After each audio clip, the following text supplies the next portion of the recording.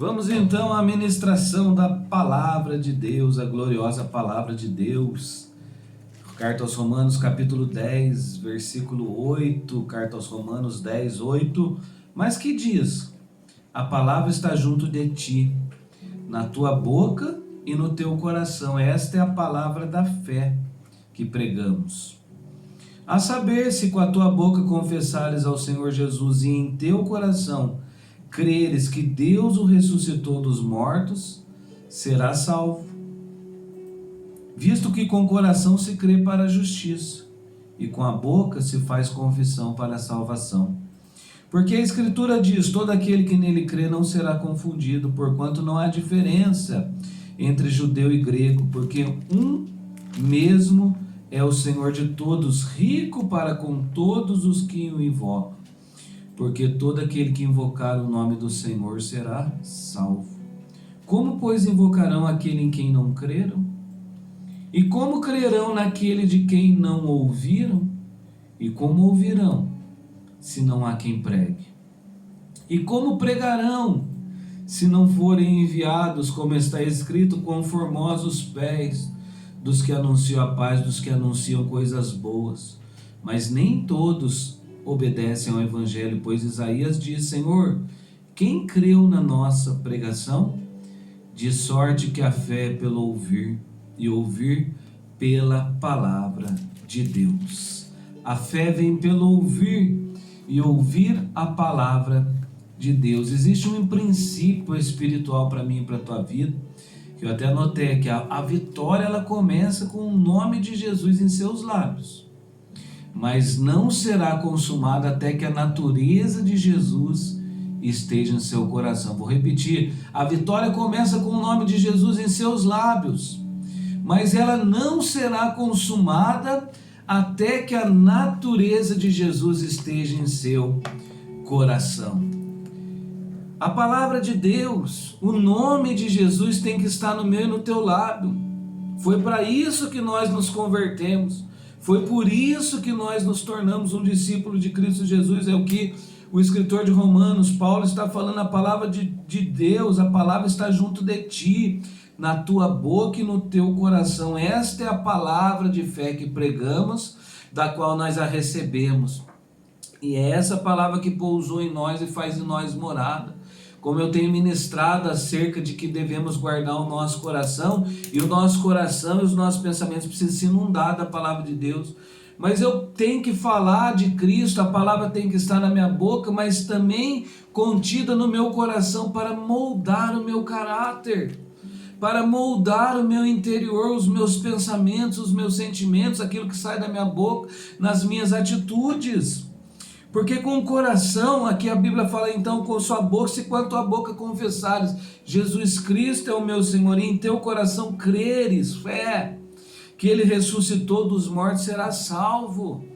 Tem muitas pessoas que falam de Deus, falam de Jesus, mas não creem no poder da sua ressurreição, não creem que verdadeiramente Ele ressuscitou dos mortos. Às vezes até falam de um Jesus profeta, de um Jesus histórico, mas eu quero falar para você, Jesus é Deus, Jesus é Filho de Deus, Jesus é o Filho unigênito de Deus, o único da sua espécie. Em João fala o verbo, a palavra, se fez carne e habitou entre nós. No princípio era o verbo, no princípio era a palavra, no princípio era o verbo, no princípio era a palavra, e o verbo estava com Deus, e a palavra estava com Deus, e o verbo e a palavra era Deus. Jesus é Deus. Muitas pessoas não conseguem conceber isso, entender isso. Por isso que lá em Gênesis Deus fala façamos, a palavra fala façamos o homem, a nossa imagem e semelhança, façamos o Pai, o Filho, o Espírito Santo. No Evangelho de João 10, 30, Jesus fala, eu e o Pai somos um. Ele fala para Tomé e para os seus discípulos, quem envia a mim, envia ao Pai. O verbo se fez carne e habitou entre nós. Jesus habitou entre nós, o Filho unigênito de Deus. Mas para que eu possa professar esse nome, falar nesse nome, eu preciso entender que a obra consumada de Cristo em mim, como eu disse hoje, é quando a natureza de Jesus está consumada em meu coração. É por isso que lá na carta de Timóteo, Paulo escreve algo muito interessante para Timóteo. Ele fala assim: Timóteo, o Senhor conhece aqueles que são seus, e qualquer que profere, qualquer que diz o nome de Cristo, aparte-se da iniquidade. Muitos falam em nome de Cristo, mas são iníquos. Muitos falam em nome de Cristo, mas são falsos profetas, são falsos irmãos, são falsos apóstolos, são falsos pastores. Por quê? Porque não se apartaram da iniquidade, porque não deixaram-se ser transformado, o coração não se converteu a Cristo Jesus. Ontem eu fui numa oficina mecânica e eu conheci um homem de Deus lá, e nós estávamos conversando, e ele falou que certa feita, ele ouviu um testemunho de alguém que chegou e perguntou para um pastor, falou assim: como é que pode uma pessoa que esteve 27 anos num púlpito, abandona tudo, abandona a igreja, abandona Cristo e cai para o mundo novamente? E esse homem respondeu para ele: é que essa pessoa nunca, na verdade, se converteu verdadeiramente. Então eu quero que você hoje entenda que a Escritura diz: todo aquele que nele crê não será confundido. E a árvore é conhecida pelo fruto. E essas palavras que eu tenho ministrado aqui na direção do Espírito para você, é para que você possa sondar o teu coração e ver se aí dentro há um caminho mau, porque enquanto você está vivo, há tempo de você se arrepender. Enquanto você está vivo, há tempo de você confessar a Cristo, abandonar o teu pecado e deixar. Jesus, certa feita, falando acerca dos falsos profetas, comparando-os com uma árvore, a árvore conhece pelos seus frutos, ele falou: nem todo aquele que diz Senhor, Senhor entrará no meu reino. Ué, Senhor, mas não foi em teu nome que profetizamos, não foi em teu nome que curamos? E Jesus falou abertamente para os seus, a palavra de Deus fala abertamente para mim e para você: eu não vos conheço, apartem-se de mim, vocês que praticam iniquidades. Quantos escândalos Jesus já havia advertido: ai daqueles por quem vêm os escândalos. Então, meu irmão, minha irmã, é tempo de você entender que Deus é o Senhor de todos, é um Deus que não faz acepção de pessoas, mas se a palavra dele está na nossa boca, ela precisa ser completa no nosso coração. Quando Deus amolda o nosso caráter, quando Deus aperfeiçoa o nosso coração, tira de nós aquilo que não é dele, tira de nós toda a obra da carne, tira de nós todo o sentimento satânico. E somente Deus pode habitar. E por isso que Jesus, quando ele advertiu ali os discípulos na última ceia, ele falou assim: vós já estáis limpos, mas nem todos. Porque ele sabia que Judas o haveria de trair. Ele falou: vocês já estão limpos, mas nem todos. E como vem a limpeza na minha vida? É por essa palavra. É pela palavra de Deus que está sendo ministrada na minha e na tua vida. Aí eu preciso me examinar, eu preciso ver se verdadeiramente eu estou vivendo uma vida que agrada a Deus, uma vida de purificação no coração. Eu tenho que ver se eu tenho um coração puro, eu tenho que ver se eu tenho uma boa consciência diante de Deus, se a minha consciência não está me condenando em algumas atitudes e algumas ações da minha vida.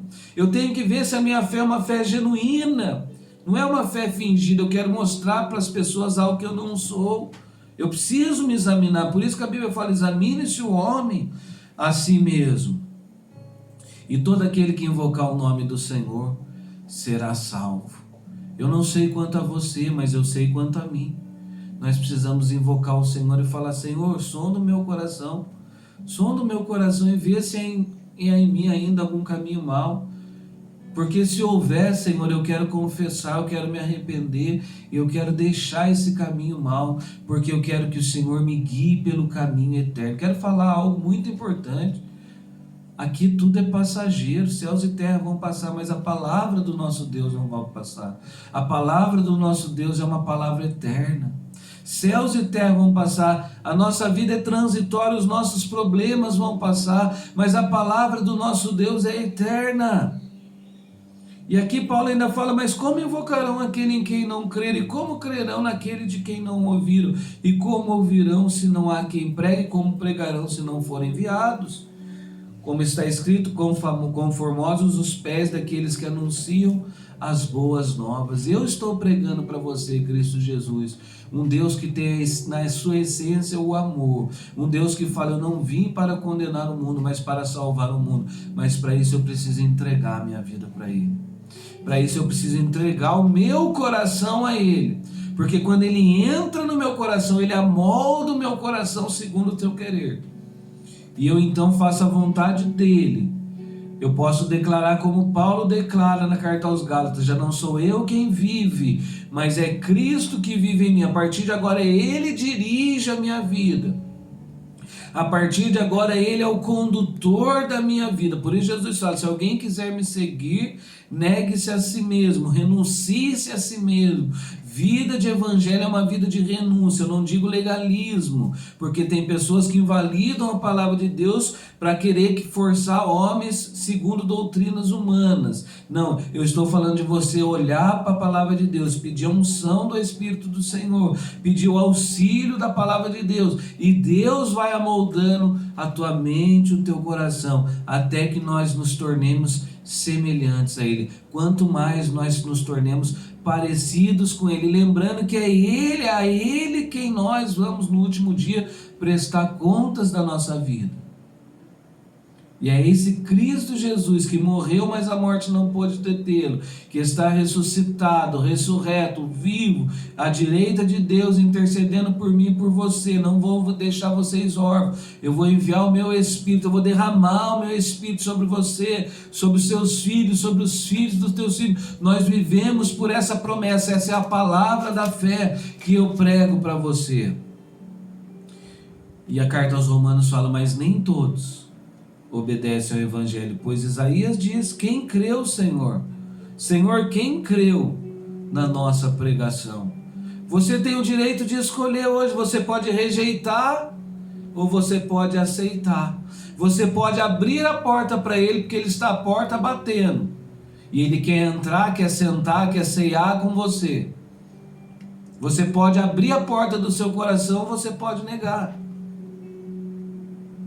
O que você vai fazer? É fácil decidir, né? Mas por que você quer andar por caminhos injustos? Por que você não deixa Deus moldar o teu coração? Por que você não deixa Deus ser o teu Senhor, o teu Salvador? Certa feita, num dos evangelhos, Jesus fala: por que me chamam de Senhor e Mestre e não fazem o que eu vos mando? Por que me chamam Senhor e Mestre e não fazem o que eu vos oriento? Por que me chamam Senhor e Mestre e não fazem aquilo que eu mando vocês fazer? Vocês serão meus amigos se vocês fizerem aquilo que eu vos mando. Então leia os evangelhos, medite nos evangelhos, leia Atos, leia as cartas apostólicas e viva uma vida instruída pela palavra e naquilo que Deus quer fazer por você, para que nós possamos declarar: já não sou eu quem vivo, mas é Cristo que vive em mim. Para mim o viver é Cristo e o morrer é lucro. Se Deus é por nós, quem será contra nós? O mundo pode querer nos condenar, mas é Ele quem nos justifica. Versículo 17: de sorte que a fé é pelo ouvir, e o ouvir pela palavra de Deus. Quanto mais você for ministrado nessa palavra, mais você vai entender o Evangelho de Cristo Jesus. Mais Deus vai tirar as escamas dos teus olhos e tirar toda essa dureza, essa incredulidade, essa desobediência do teu coração. Porque eu quero ousar a dizer para você: não foi você quem o escolheu, mas foi Ele quem te escolheu. Eu não sei porque você desanimou. Eu não sei porque você parou e está pensando em parar.